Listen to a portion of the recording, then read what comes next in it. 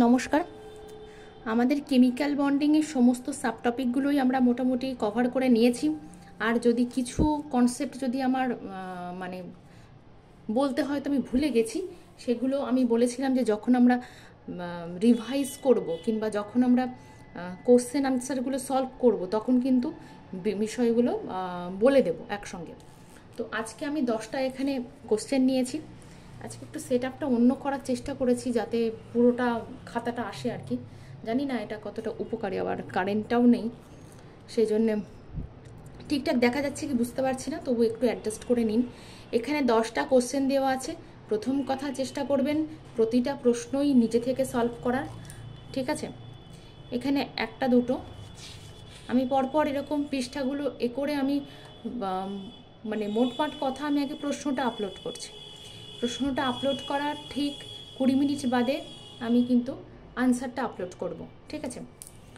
তো প্রশ্নগুলো ঢেকে ঢেকে মানে ঢেকারও কিছু নেই আসলে, এটা তো শুধু প্রশ্নই যাচ্ছে, আনসারটা আমি এর পরে দেব। তারপরে এটা সেকেন্ড পার্ট প্রশ্নের, এখানে 3 এবং 4 নাম্বারটা আছে, সেটাকে একটু পজ করে রেখে করতে হবে। চেষ্টা করতে হবে প্রতিটা প্রশ্ন আমি যাতে ভীষণ শর্ট টাইমের মধ্যে করতে পারি। হ্যাঁ, প্রথম এই 20টা প্রশ্ন করতে যার 1 ঘন্টাও যদি সময় লাগে, সরি এই 10টা প্রশ্ন করতে যদি 1 ঘন্টাও সময় লাগে, সেটাকেও আমি কিন্তু অ্যাপ্রিসিয়েট করব যে হ্যাঁ ঠিক আছে, যেহেতু সলভ করা শিখতে তো সময় লাগবে, এরপরে কিন্তু সেটা আর একটু কম টাইম লাগবে। এরপরে 5 এবং 6 আমি চেষ্টা করেছি সমস্ত জায়গা থেকে, এই যে প্রশ্নগুলো ম্যাক্সিমামই কিন্তু মানে কোনোটা হয়তো সেটের প্রশ্ন, কোনোটা হয়তো নিট থেকে নিয়েছি, কোনোটা জ্যামের প্রশ্ন, মানে এইসব জায়গাগুলো থেকে কালেক্ট করা, এবং ম্যাক্সিমাম প্রশ্নগুলোই কিন্তু আমি ওইসব জায়গা থেকে তুলব। কোনোটা হয়তো বিগত এসএসসির প্রশ্ন, কোনোটা হয়তো এসএলএসটির প্রশ্ন 2016-তে যেটা হয়েছে।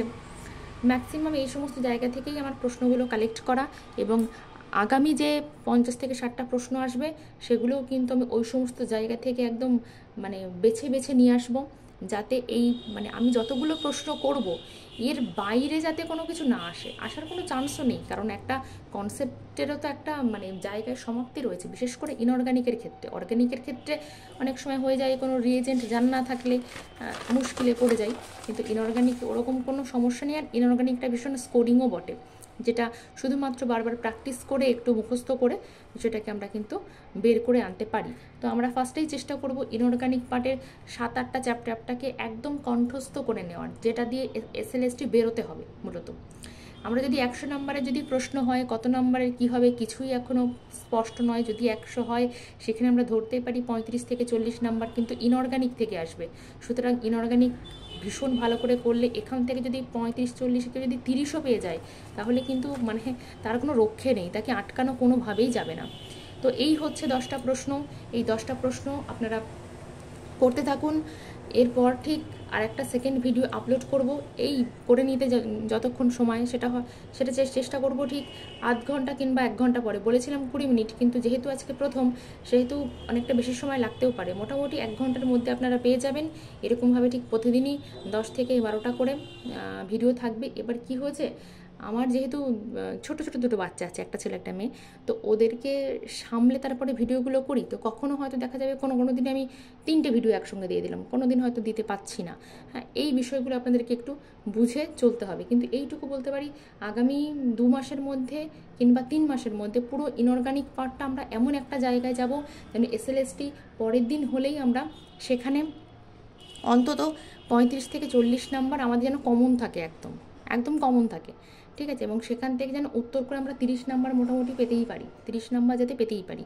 তারপরে অর্গ্যানিক এবং ফিজিক্যালটা দেখছি, ঠিক আছে? অর্গ্যানিকের তো ফিএজেন্টগুলো দেখতে হবে ধীরে ধীরে ধীরে। আগে ইনঅর্গানিকটা একটা জায়গায় নিয়ে আসি, একটা ভিতটা আগে শক্ত করে নিই, ঠিক আছে? আপনারা করতে থাকুন, এই ভিডিওটা আপলোড করে দিচ্ছি, আর এরপরে এর একটা উত্তর পাঠ আসছে। ভালো থাকুন।